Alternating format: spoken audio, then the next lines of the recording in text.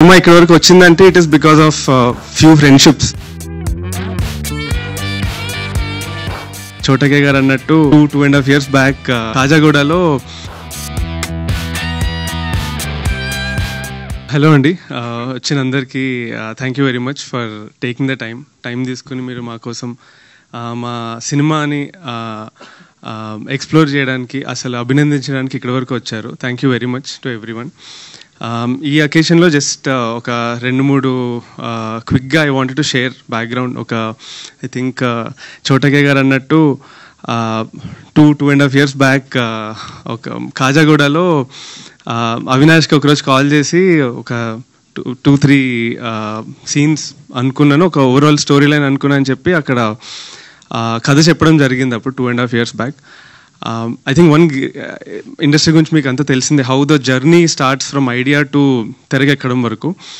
One of the biggest thing I'm very happy about is అందరి సపోర్ట్తో first ఇక్కడ వరకు వచ్చింది. సెకండ్, కథ స్టార్టింగ్లో ఎట్లా ఉందో ఆల్మోస్ట్ అట్లనే తెర మీద ఎక్కడం కూడా జరిగింది. విచ్ అగైన్ ఫస్ట్ టైం కాబట్టి నేనే చాలా అసలు ఓకే ఒక సినిమా ఇక్కడ వరకు రావడంలో, బికాస్ కథ రియలైజ్డ్ కథ రాయడం పేపర్ మీద పెట్టి రాసేస్తాం, కానీ ఇక్కడ వరకు వచ్చేసరికి ఎంతమంది సపోర్ట్ అంటే ఇందాక అన్నట్టు శ్రీరాముడు వెనకాల హనుమంతుడు ఉన్నట్టు మా సినిమా వెనకాల చాలామంది హనుమంతులు యాక్చువల్లీ ఉండి నడిపించారు.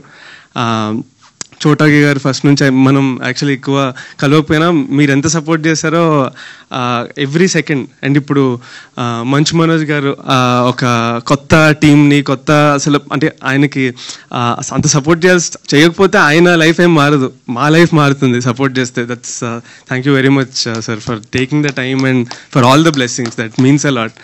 అండ్ మా నాన్నగారు ఫేవరెట్ యాక్టర్ శివాజీ రాజా గారు. యాక్చువల్లీ ఆయన సినిమాలు ఒక రియల్లీ గ్రేట్ యాక్టర్ అంటే పేపర్లో రాసుకున్నప్పుడు ఫీల్ అవుతాం, ఓకే నేను రాసా క్యారెక్టర్ ఇది నాది అని. ఒక రియల్లీ గ్రేట్ యాక్టర్ అది తెర మీద యాక్ట్ చేస్తా ఆ క్యారెక్టర్ మనది కాకుండా ఆయనది అయిపోతుంది అని మీ యాక్టింగ్ చూసాక యాక్చువల్లీ ఆ రోజు ఆ సీన్ చూసాక అర్థమైంది.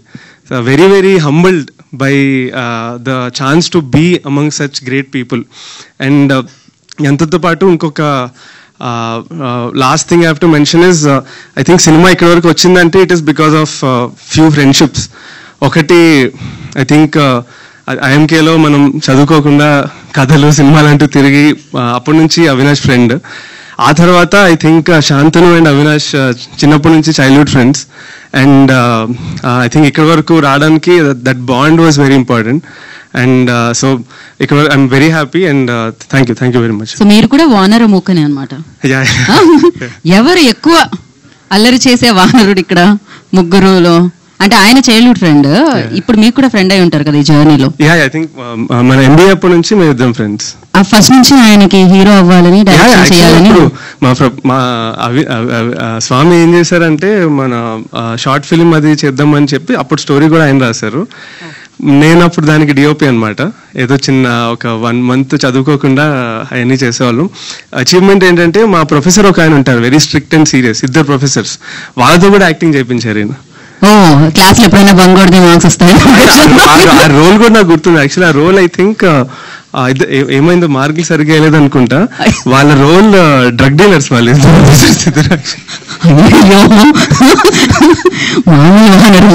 మీరు థ్యాంక్ యూ సో మచ్. ఈ ఐడియా ఎక్కడి నుంచి వచ్చిందండి? అంటే రామాయణంలో కిష్కింధకాండ అండ్ యుద్ధకాండ చూసి దాన్ని లైక్ అక్కడి నుంచా ఎక్కడి నుంచి ఐడియా రావడానికి మెయిన్ ఎప్పుడు సుందరకాండ కొంచెం చిన్నప్పటి నుంచి నాన్నగారు నాకు చెప్పినప్పటి నుంచి ఇన్కంప్లీట్ ఉండేది. ఐ ఆల్వేస్ ఫెల్ట్ రామాయణ రాముడికి రావణుడికి యుద్ధం ఆబ్వియస్లీ మెయిన్ ట్రోప్, మెయిన్ లైన్ అది. బట్ అంటే ఎందుకో ఏదో కన్స్ట్రెయింట్ వల్ల రాముడు తిడతారనో ఎందుకో ఐ థింక్ లంకను తగలబెట్టి వదిలేశారు అంతే ఆంజనేయ స్వామి. నిజంగా రావణుడికి వానరుడికి రావణ వానర్, అందుకే ఆ టైటిల్. రావణుడికి వానర్ సేనాపతికి ఒకవేళ యుద్ధం అయితే వితౌట్ ఎనీ షాకిల్స్, నిజంగా అసలు ఏమీ కట్టిపడేయకుండా వదిలితే ఏం చేసి ఉండేవాడు హనుమంతుడు అని ఆ థాట్ నుంచి అసలు ఆ స్టోరీ వచ్చింది. Crazy. So thank you so much అండి, wish you good luck. And